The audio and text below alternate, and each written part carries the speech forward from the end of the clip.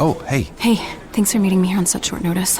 This place isn't bugged, is it? Bugged? Wait, Jamie, what's going on? It's just, you're my only lawyer friend, and I need your professional opinion. Do you see that brand new Hyundai Tucson out there? Yeah? That's all I paid for it. I think I need to get back to you on that. Do you know what you want? Yeah, I do now.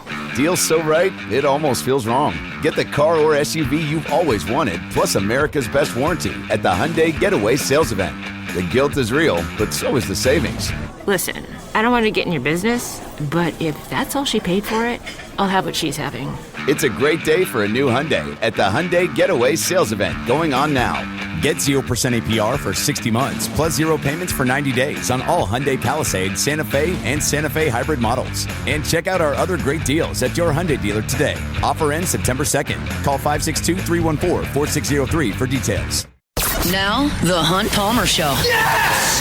I feel like I've been waiting for this my entire life. You're listening to the Hunt Palmer Show on 104.5 ESPN Baton Rouge. Jolly good fun. Jolly good. Locking down the middle of the day. America's favorite daytime fun show. Live from downtown Baton Rouge. This is Hunt Palmer.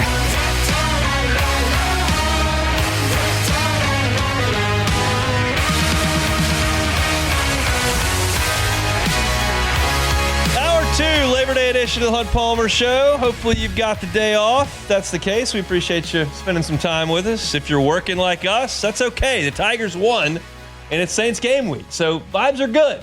I'm okay with coming in for a couple hours today and head on home and grill some Sagrera Farms burgers this evening. Maybe watch a little bit of Bill Belichick's debut and do a little fantasy football drafting on this Labor Day. So still lots of fun to be had in my world here, and I'm going to have some fun for the next hour. We'll talk to Matthew Brune coming up in 15 minutes. He was in Clemson, South Carolina. I want his perspective on that, and then we'll chat with Denton Day coming up in 30 minutes to talk about the weekend that was nationally in college football. Let's start going through some of the SEC scores. I of course, picked every game against the spread, got off to a good start with Missouri on Thursday, a 61-6 winner. That number was somewhere around 40, so that one cashed. And then on Friday night, I had the Baylor Bears, Coach Aranda, plus 2.5. That one didn't get home. Texas, Ohio State, 1.5. I like Texas's defense to get it done. I did not know that Arch would be a disaster, so that was no good. That one didn't cover. Then we had Syracuse and the Vols. I really liked Syracuse plus a 13.5 there. Didn't like Tennessee's offense and thought Syracuse should be able to put up a fight. They did not. So we were 0-3 in the morning window there. But we got home with the Mississippi State Bulldogs. Coach Levy, never a doubt. It was still an SEC team against the Conference USA team. Mississippi State did cover the 13.5 there. The Toledo Rockets. The Rockets. They got home, baby. 9.5. Way too many points to be given Coach Stoops and that Kentucky team. I thought that Marshall had a real chance, even though they had a completely remade team, to score 10 points against Georgia and then hold the Dogs under 50. They didn't get there, but they covered on the number. 38.5, they lose by 38. Bama, Florida State, that one was 14.5. I really liked Florida State in that game. That turned out to be a pretty good play as well. I thought A&M would run for 300 yards on UTSA and cover. They did not cover the 22.5. That's a miss. Then Georgia State and Ole Miss, Rebs minus 34.5. That felt like a stealing. That was a terrible Georgia State defense last year, and that's not a good recipe against Lane Kiffin. And then on Sunday, you had Virginia Tech and South Carolina. I like the Hokies because of the half point. Took them plus 7.5. That one did not get home. So it's 6.5.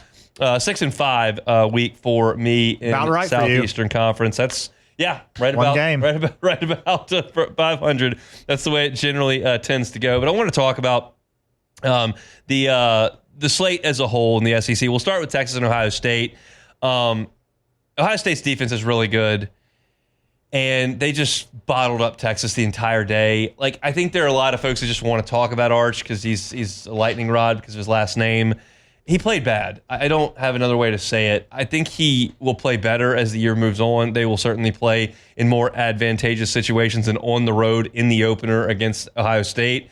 But the thing that was perplexing was the easy stuff that he did so poorly. His first pass attempt of the game was a half boot designed by Sark. He's rolling. He's got nobody near him as far as a pass rush. And there's a guy running clear 20 yards down the field, and he just threw it into the ground. And then there's a fourth down concept they draw up where they get a guy on a drag route open, and Arch threw it at his back foot. It was so inaccurate and so uncomfortable looking.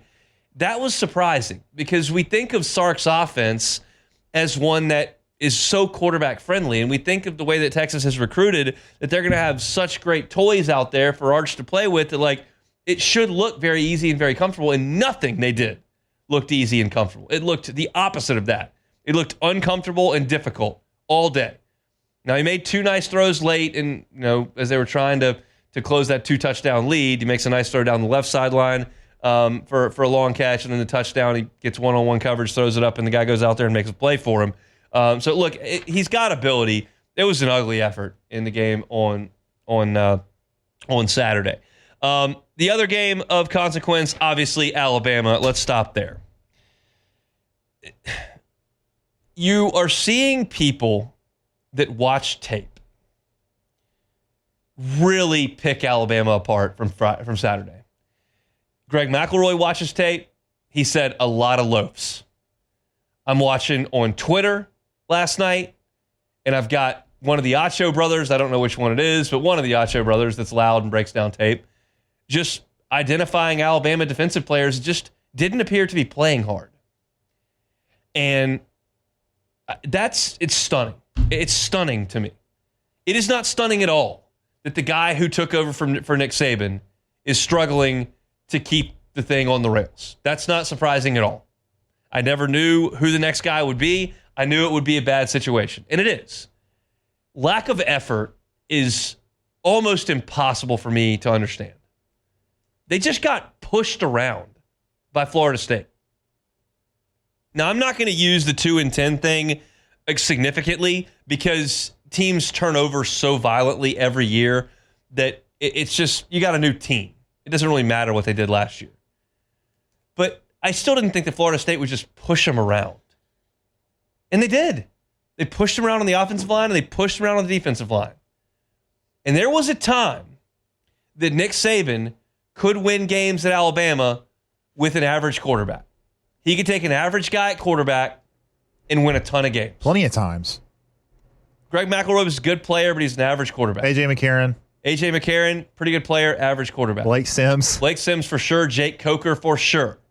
Before he got to Tua and Bryce Young, like, he could win a lot of games because the talent around those guys was so much better than everybody else they played, except when they played LSU. Everybody. They were just way better. Well, they're not anymore. Because half the signing class that you signed of 4- and 5-star dudes transfers. And so you don't have this ridiculous advantage over every team that you play. So you need a difference maker at quarterback. They don't have it. Ty Simpson is not. It's not it. He's not. He's not a difference maker. When you sit on the bench behind Jalen Milroe for 2 years, as shaky as that dude was, except when he played LSU, you know that he's not a difference maker. And at some point over the course of this season, they're going to make the change to Keelan Russell. I don't know when it's going to be. But Simpson's not bad. He's just not good enough to get Alabama where they want to go. And I think that was likely because he couldn't get on the field with or in front of Jalen Milroe. And I see it the same way now. Kalen DeBoer is in a bad spot. His time there is not doomed. You can still, they're recruiting at a really high level, and I think he's a decent football coach. But the expectations of that job are not going to allow you to tread water until you find something. You can do that at Kentucky. You can do it in Missouri. You can do it at Texas A&M. You can't do it at Alabama after Nick Saban just left. And they're now 5-5 in their last 10. They got bullied and pushed around by Florida State. And you look at that schedule, and I'm sorry, I don't think they're going 10-1 the rest of the way. I don't think they are. So I don't think they're going to make the playoff. And now you're going to have to see how loud the noise and how deep the pockets are in Alabama. I think having a knee-jerk reaction to a 9-3 football team and cut and bait with everybody is probably a little bit much. But we're not talking about the most rational group of humans in Crimson over there. And did you see the press conference that he had today, Kalen DeBoer? Yeah, where they said, you said you had a really good week of preparation. He's like, I said that? Yeah, and then the answer he gave just did not make any sense. Not good look. It's not. And the expectation there is so warped and so wild that it's going to get dumped on him. Like, this is the point that I'm going to leave this segment with. The people that support Alabama's football program do not believe that it was Nick Saban that made them the standard of college football. They believe that that's just Alabama's birthright. In actuality, it was all Saban. But they don't know that. They just think that they're Alabama and they'll always just be the best. Well, Saban's not there. And so what you've got now is a team that's got to play with everybody else. When you've got him in his prime, you don't have to deal with all the stuff that we have to deal with. Close games most Saturdays, fighting and scrapping on the recruiting trail, losing 4 games here or there. Like, you don't have to deal with any of that crap when Saban's there. Because he's going to recruit better than everybody. He's going to hire better than everybody. He's going to coach better than everybody. And you're just going to roll out of bed and go 11-1 or 12-0. That day is done because he's the one that did it, not your football program. And if he'd have been at Auburn, he'd have done the same thing. And if he'd have been at Texas A&M, he'd have done the same thing. And if he'd have been at Michigan, he'd done the same thing. And if he'd have been at Oregon, he'd done the same thing.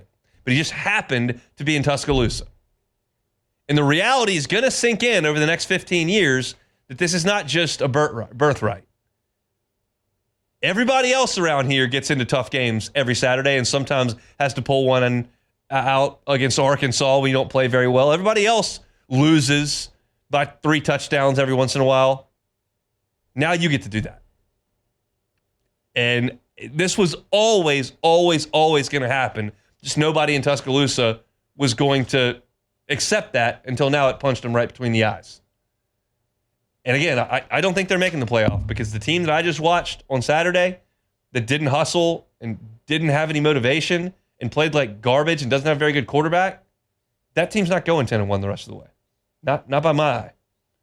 They got to go to Athens. They got to play LSU. They got to play Tennessee. They got to play Auburn.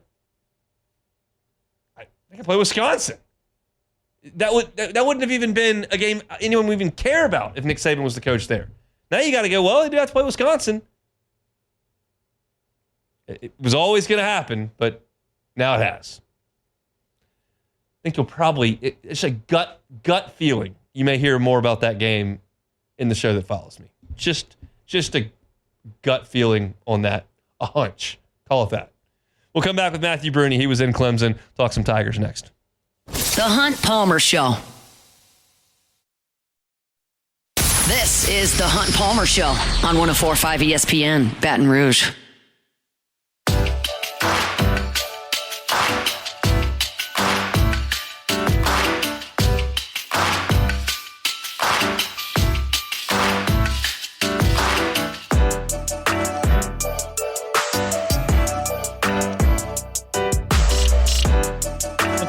Quite the environment there in Clemson, South Carolina on Saturday night. Top 10 showdown. LSU went there and got it done. Matthew Brune, part of the team over at the Bengal Tiger on 3, was in the house on Saturday evening. Joins us now on the Jim's Firearms Hotline. Matthew, thanks for some time. How are you? Hey, Hunt. I'm doing great. I'm recovered and ready for another week.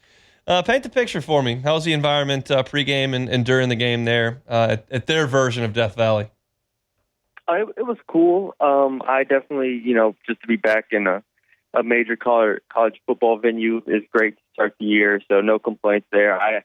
Having been to LSU, Alabama, A&M, that's kind of the bar for me, and I don't think it was quite at that level. But those might be, the 3 best home environments in the country, or 3 of the best. So I don't know if that's fair to compare it to, but it was cool. It was fun, and LSU got it done.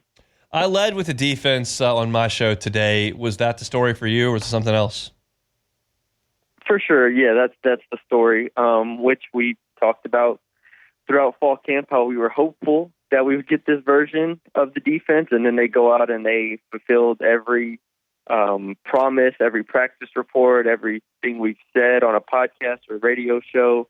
over the past month, and they completely proved us right, which is great because now you have a potential top 10, top 15, top 20 defense in the country, and you have potentially the best quarterback in the country as well. Yeah, that's a good place to start for sure. Let's speak to the defense. Clemson statistically just quit running the ball. They ran it 4 times in the second half, never on first down. What did you make of that decision and LSU's front 7 against the run? Yeah, I just think they had no real options, especially when Klubnik was not utilized in the run game effectively as much as I thought he might be. Again, credit to Harold Perkins, Whit Weeks, the defensive speed that LSU has to contain him and eliminate that from their run game. But we went into the game knowing they weren't a high-level running team last year. They return a lot of the same pieces, except they don't return Phil Maffa at running back. And they're going to struggle to run the ball again this year, especially when you're going against a defense of the caliber of LSU, who, like we said throughout fall camp, was not letting the offense run the ball at all. And so when you have that combination, I feel really good about LSU's defense and what they were able to do against the run. What did you feel about the deployment of Harold Perkins, how they used him? Yeah, it was a talking point for a lot of people going into the game. I just am of the belief, and I was even last year when he was playing inside linebacker and he struggled at times or wasn't completely comfortable. I'm just of the belief that when you have that level of speed and athleticism, he'll figure it out. And I mean, when he's at that position at star, it wasn't a perfect game. I think there are going to be times where in coverage, the game maybe gets by him at times. I know he gave up one slant route in a zone where he was supposed to be, but it's kind of just you take some of that because he's able to neutralize a guy like Cade Klubnik and his legs. And if he can do that against DJ Lagway, against Lenora Stellers, if he can do that against John Mateer, I mean, that is a absolutely game-changing skill set that he has. And so I said going into the last 2 years, he determines this team's ceiling. And that's absolutely true, in my opinion, because he can just change the game in so many ways. Over the last 2 openers, Jordan Travis and Miller Moss completed 75% of their throws for over 700 yards. Cade Klubnik at 50% on Saturday. I thought LSU's defensive backs deserved a lot of credit for the way that they played. What did you see in real time from that group? Yeah, they were awesome. Obviously, everybody's talking about Mansour Lane. He was our player of the game afterwards, and deservedly so. He was fantastic. Clemson did lose Antonio Williams after the first drive, which I think is worth noting, but I don't think it would have changed the outcome of the game. They just had no real chance at creating separation when LSU went man. I mean, if LSU can play man-to-man at that level, then they're going to be able to blitz a ton. They're going to be able to have Perkins play as a spy a ton. They're going to be able to play single high stuff. I mean, the whole playbook opens up if you can play man-to-man on the perimeter like they did on Saturday. They're going to play a lot of good receiving cores, a lot of good passing attacks, but that was an encouraging start, and I mean, even surpassed my expectations, which were fairly high for the secondary. Matthew Brune is our guest, part of the Bengal Tiger team over there on 3 Sports. Bryce Kuhn, Shea Dixon, and the crew. So what did you make of LSU on the offensive line? It was the talking point all August. How'd you think they played? I thought they played fine. I hesitate to go, full on and just say that they were great or they were very, very good. I understand, they're playing Peter Woods and Parker, and I definitely think they had some reps where they won, but there were definitely some reps where Parker got the better of them, and Peter Woods and Josh Thompson was a battle I was watching as well. So I definitely think they surpassed my expectations, and that's great. And because of that, it's going to allow them a lot of freedom in the future. I will say in the first quarter, in the first half, really, I thought Joe Sloan and the offensive staff did a really good job of protecting them, obviously coming out running the ball a ton to kind of set the tone there and, try to match their physicality. And then they obviously threw a bunch of screen passes and short stuff to try to loosen them up and not get Garrett under pressure as much. So Braylon Moore is a huge difference in terms of just not having busts and being solid in the middle, and then everybody else did their job for the most part. You mentioned short passes. One of them went for a touchdown to Trey Green, where they just lined 4 guys on one side, him on the other, and threw a jump ball against Clemson's best corner. If I asked you to be a defensive coordinator and figure out how you're supposed to defend that, what are you going to do? I do what they did to Megatron. I line up 2 guys right on him, just right there. Be like, nope, you're doing something else here. It's either that or go get our tallest receiver and go just let them go jump ball it out. Something. But yeah, it's unstoppable. And we saw it in fall camp. They did it basically every day. Anytime they went to red zone, it was just throw it up the Trey. And honestly, one of my concerns for the game was the red zone offense, because, it still was a work in progress at times. Well, the 2 touchdowns they had, one of them, Trey Green pass interference gets them down to the 2, and the other one's a Trey touchdown. I mean, it's a complete game changer when you have that player on the perimeter. No doubt. So now that you've seen this team against what we believe to be a good Clemson team, do you feel any differently than you did a week ago?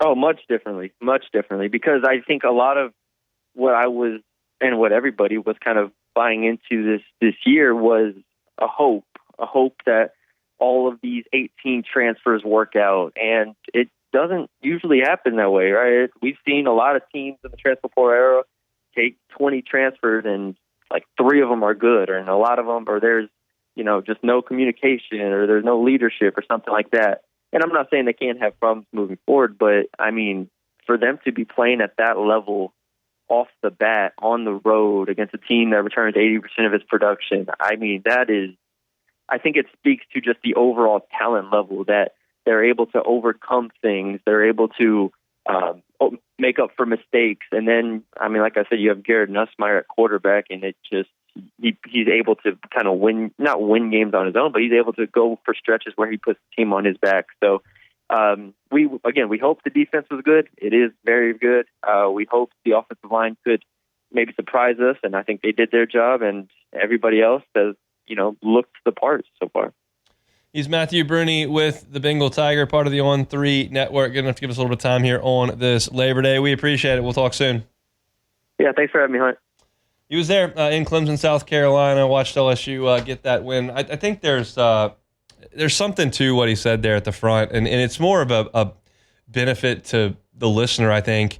We kind of told you what we saw at practices, and then it really did just kind of happen right there in front of you in the game. I feel like most of the stuff that we said in practice transpired. We talked about LSU's defensive front, causing some havoc. We talked about Trey Green being unguardable. We talked about some wrinkles in the run game with Xavier Thomas, and we talked about LSU's ability to cover far better in this fall camp than they had in the previous 2 fall camps. And all of those things came to fruition on the field.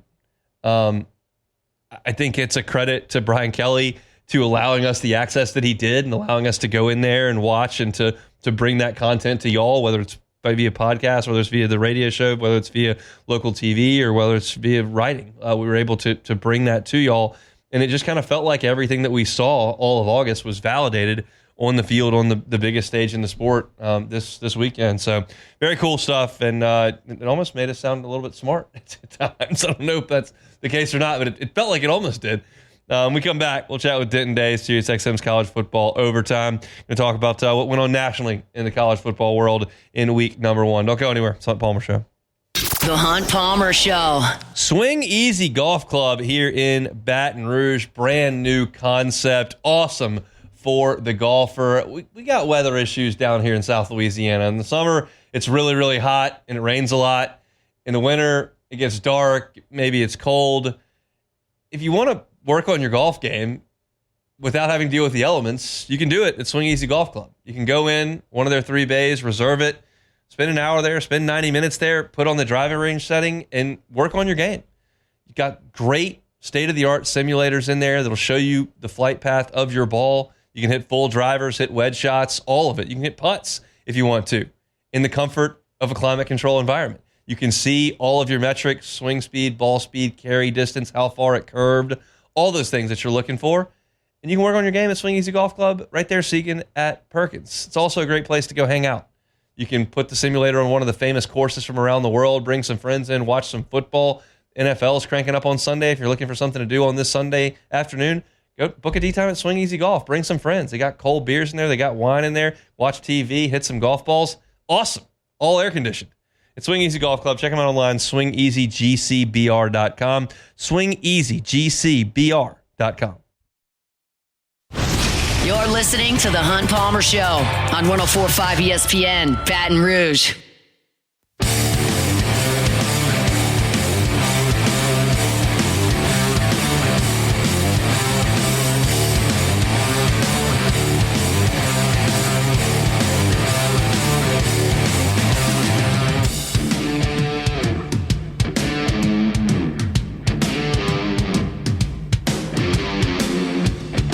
Every Saturday evening, or Friday evening as well, you can hear our guy Denton Day, Sirius XM, from 11 to 1 a.m. our time? No. Is that right? I know you can find him here every Monday at 2:30, but he's going to have to tell me when you can find him on Friday and Saturdays. He joins us now on the Jim's Firearms Hotline. Denton, how we doing? When can they hear you on Saturdays? 11 to 1. You had it right. Trust your instinct. You got it right. Trust the gut. Yeah, well, it was a wild weekend. In week number 1 in college football. Let's start with the home team. LSU goes to Clemson and gets done with the defense. What kind of statement did that make for the Tigers? A huge one, because now they have a really, really good defense. Offensively, you would have liked to see a little bit more, I'm sure. Obviously, the more points, the merrier, but taking on a really good Clemson defense that I think by the end of the year is going to look even better. I think you've got to be really happy with the way that defense showed out, took down an offense that was supposed to be pretty good and held them to just about nothing. So this is the first time I think in Brian Kelly's tenure that they've had a legitimate defense. So I was really stunned by that. What does it mean for Clemson? Not much, honestly. They play in a little bit of a weaker conference. I mean, Florida State obviously looks really good this weekend, so maybe they have to worry about them a little bit more. Miami looked good, so maybe you worry about them a little bit more. But I don't think it really means a whole lot for Clemson. They showed last year they got walloped by Georgia and still made it into the college football playoffs, so all the same for them. Well, let's talk about Florida State, a team you just mentioned. I'd really rather hear about the other team that was on the field with Florida State, but we'll start with Mike Norvell's Seminoles. It's year to year with the transfer portal. You never know what kind of team anybody's going to put together. But what did that mean for that program with Gus Malzahn calling the plays? That was massive. One, because Gus Malzahn is the truth when it comes to calling plays. And he has a special place in his heart where he hates Alabama just a little bit extra. And I think that did fuel kind of what happened this weekend. I can't blame them, right? But they have an identity now, whereas last year they really didn't. The year before when Jordan Travis, before he got injured, they had a nice identity. They had a really good quarterback, some good guys on the outside. Now they have an identity again. They move fast on defense. They got a quarterback that's a little bit of a chirper. This looks much more like that 2023 team than it does 2024. What did Bama look like? Trash. I mean, look, man, Ty Simpson, I gave Kalen DeBoer the benefit of the doubt this offseason. I had high expectations for Alabama, and I'm not totally jumping off the train yet just because of what happened in one game, but it didn't look like the quarterback was seeing it, and I was expecting him to be a lot better than he was. Some stuff in garbage time, but it really felt like that Alabama offense never had a chance after that first series. It was a tough wash for them. Do you want to overreact to this whole thing? I mean, what do we feel about the State of the Union in Tuscaloosa right now? I'm not going to massively overreact, but I do think there's a little bit of cause for concern. You're really good against the teams coached by your Dabos. I think someone put up a tweet. He's 6-0 against great coaches and 6-4 against the unranked teams, I should say. But you can't lose against unranked teams, not at Alabama, especially some of the teams that they have lost to. You used to put a Vanderbilt loss on that resume that torches your resume. So Kalen DeBoer has to be better. I don't know if it's a cultural thing in the program. I don't know if he runs a different ship than Nick Saban did, but they need to make some sort of adjustment here, or by the end of this year, there's going to be a lot of room for concern if they can't fix it. What do you think their record's going to be? Without the schedule in front of me, probably 3-loss team. If you got one in the books already, I got to imagine you lose at least 2 more the rest of the way, unless you all of a sudden become Giants, which I can't imagine is going to happen. So I'd say at least a 3-loss team, maybe if they're a 4-loss team again, he's in trouble. You can't do 4 losses back to back at Alabama, especially when you're getting money. Yeah, I mean, look, they've got to go to Athens in a few weeks. They've got to play LSU in Tuscaloosa. They've got to play Tennessee. I mean, I don't think they're going to lose to Vanderbilt, but there are still a lot of losable games, and I think that most considered them going to Tallahassee as a win, and that's already gone. So, they've got to go 10-1 the rest of the way to make the playoffs, and I just don't feel like that's a likely scenario to me. No, it feels going 10-1 feels unlikely. Something would have to drastically change, and I don't know that they have a quarterback on their roster that is going to be able to step in and immediately be significantly better. Because if they did have a quarterback that would immediately be significantly better than Ty Simpson, why wasn't he playing this weekend? If they need to be a 2-loss team to get in, they're in trouble. I have been of the belief this whole off-season hunt that we do get a 3-loss team in the college football playoffs, so maybe it's them, but they're going to have to win some of those. You just listed out a number of tough games. They're going to have to win at least 1 or 2 of those to get in there. Oklahoma, another team that's on their schedule as well in Tuscaloosa. So let's talk about what we saw in the Horseshoe, Texas and Ohio State. Just kind of a defensive, grinded-out game that Ohio State was better on defense and certainly was better at quarterback, I think, as well. What did you make of that game? So a lot of it is going to be made about Arch Manning, and I get that because a lot of it going into the game was about Arch Manning, and he certainly didn't play well. I was stunned at how good Ohio State's defense still was. And maybe this is more my shortcoming because I like to make jokes, and I think Matt Patricia in the NFL kind of sucked. But he goes to college football where the quarterbacks are, from a brain perspective, way less developed. I mean, if you spent your whole career trying to make Aaron Rodgers confused, I think you'll be able to make Arch Manning confused. So I do think Ohio State's going to be in a really good spot moving forward. You lose Jim Knowles, and that certainly sucks, but I think Patricia's going to have this defense. They're going to be a defensive first team again, because I kind of were last year too. I was really, really impressed by the way that they were able to handle that Texas offense and really the way they were able to tackle. I mean, how often in week 1 are we praising teams' ability to tackle because it feels like guys don't hit anymore, so a lot of broken tackles in the first 3 weeks of the season. But I thought Ohio State did a really, really good job tackling guys in space for Texas. We've hit a lot of the high marks here. What else interested you over the course of the last 3 days? Was it Auburn? Was it Miami, Notre Dame? What was interesting to you? So Miami, Notre Dame made me money. Okay. So that was interesting. I like that. I was on Miami in that one. Really, this is not the answer that you were looking for. I'm positive, but I've been really impressed with Kansas quarterback Jalen Daniels. Now, they haven't played anybody, so, who really cares? Fresno State, you're not, winning the Heisman because you played really well against Fresno State in week number 0. But I do think that the Kansas quarterback situation is going to be something interesting to monitor in a conference that is really, really open. So I've been really impressed with Jalen Daniels. Week 2, not quite as powerhouse a slate as week 1 was, but you do have Oklahoma and Michigan who will do battle in Norman. A lot of interest here with Bryce Underwood and the way that whole thing went down, and LSU will play Oklahoma and Norman at the end of the season. How do you kind of look at that one 5 days out? And so I feel really good about Oklahoma. I am cautiously optimistic about a freshman quarterback. I think most people should be cautiously optimistic about a freshman quarterback. My guess is that Brent Venables is going to dial some things up that's really going to confuse the young guy. And if Mateer starts putting together, what he did this weekend was really impressive, but again, you're not playing anybody of real importance. If he has a kind of performance that he did this weekend against Michigan, I do think that puts him into a completely different perspective nationwide. I mean, his Heisman odds cut in half this weekend, and he didn't play anybody. So imagine what happens if he does something like that to Michigan. I think Oklahoma wins that game, but I do think it'll be a little bit closer. I don't think Oklahoma is going to go in there and just trounce the Wolverines. Do you think Oklahoma is a true playoff threat? Ask me that again next week. If the quarterback situation, because Jackson Arnold last year was tough. Right. He was a tough watch. If the quarterback situation is noticeably better, and if what Mateer is doing is legitimate against good teams too, I do think there's a case for them to be a playoff team. But I got to see it. Who was it? Illinois State or whoever it was this weekend. You're not moving the needle because he threw for 400 yards against a team that's not very good.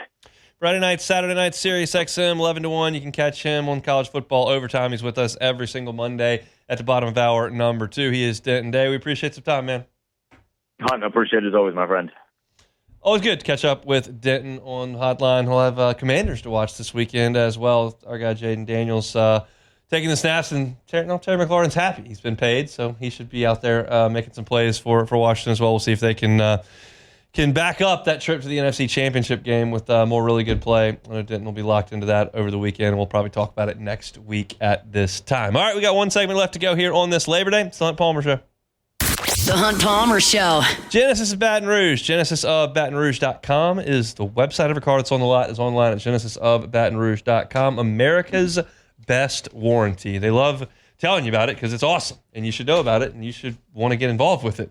Talking about a powertrain warranty, 10-year, 100,000 miles. Talking about their bumper-to-bumper new vehicle warranty, 5 years, 60,000 miles. That's industry leading. Got their enhanced roadside assistance, 24/7 for 5 years, no matter how many miles are on that car. That's always a really reassuring thing to have that roadside assistance. All new Genesis purchases come with it for 5 years. Got your complimentary scheduled maintenance. That's also valet. You like that for 3 years, 36,000 miles. They come to you. They get the car, bring it to the dealership, make sure all the service is taken care of, bring it right back to you so that you never miss a beat, and complimentary. Can't beat that. It's just part of being a Genesis driver. It's a luxury brand. It's a reasonable price. It's a wonderful facility with an unbelievable staff and a fantastic line of vehicles that are among the safest on the road. It's Genesis of Baton Rouge. Find them at Airline at Pico or online at GenesisofBatonRouge.com, GenesisofBatonRouge.com. This is the Hunt Palmer Show on 104.5 ESPN, Baton Rouge.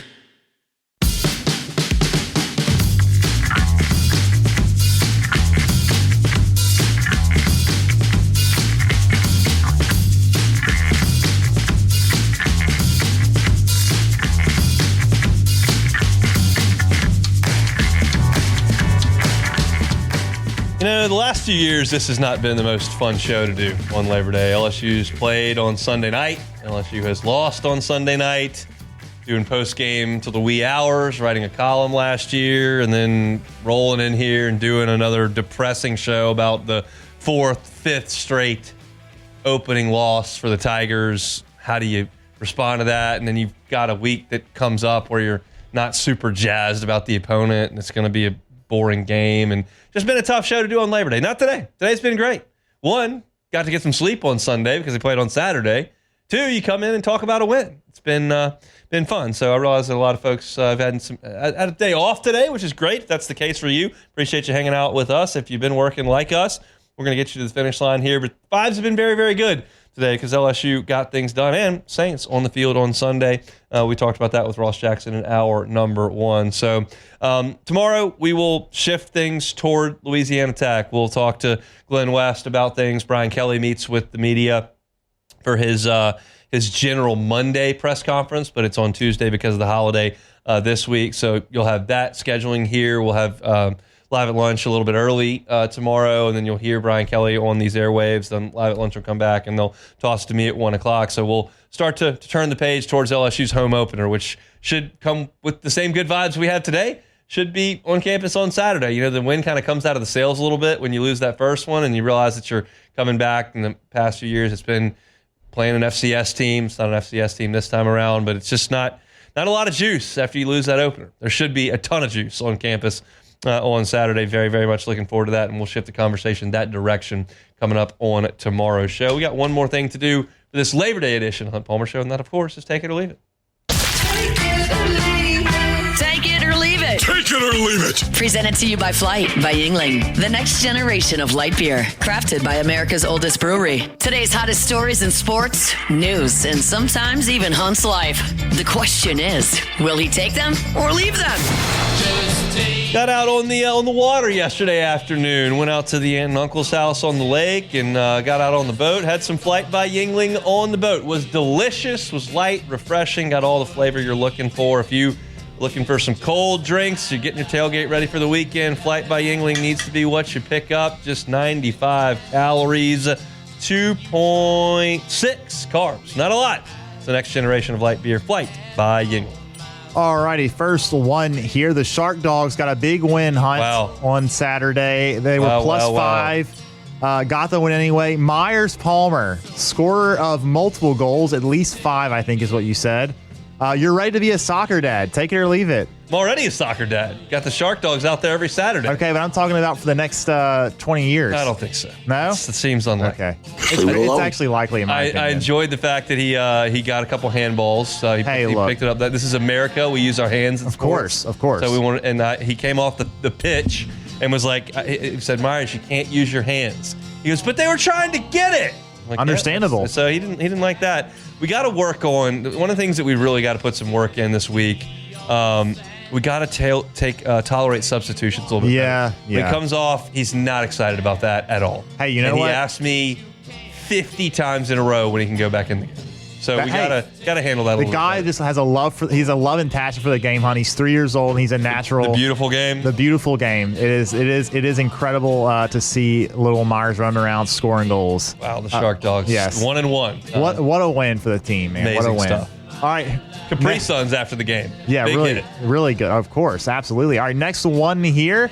Bill Belichick getting his debut game as head coach for the North Carolina time against TCU. Take the Horned Frogs. Take it or leave it.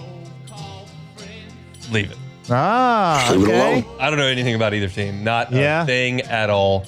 TCU does not have Jack Besh anymore. TCU are 3.5-point favorites. 3.5 on the road. Okay, on the road. Wow. I don't know a thing about TCU. Yeah, I don't really know much either. About North Carolina either. They don't have Drake May. No, they don't. No Mac Brown. Nope. No Julius Peppers. Nope. I don't know anything about either one of those teams. But it is a reasonable matchup. Power conference team. So I'll have that on in the background as I'm drafting the old fantasy team. Got the Often draft coming up. We got to put together a really good squad this year. You got a pick number? Or no, it's auction. Oh, it's auction. Just, we just nominate and go. Everybody gets one keeper. I got Brock Bowers for cheap. Oh yeah, got him on the cheap last year, so my keeper fee on him is very cheap. Little concerned with Geno Smith at QB there, but he's pretty. He had a lot of catches with bad quarterback play last year, so we'll see. Right. I like the keeper. Last one. You will make the playoffs in your fantasy league. Take it or leave it. I'll take elite football mind. Elite. One of the greats. I chuckle at my friends that consistently try to make charts and like the guy that won our league last year can't name 4 running backs in the NFL, and he won the league. It's complete fluke. You don't know who's going to score a touchdown each Sunday. Injuries. You don't know who's going to tear their ACL. It's a complete fluke. I just enjoy monitoring my fantasy team on Sunday afternoons at 4:15. That's another thing to enjoy doing.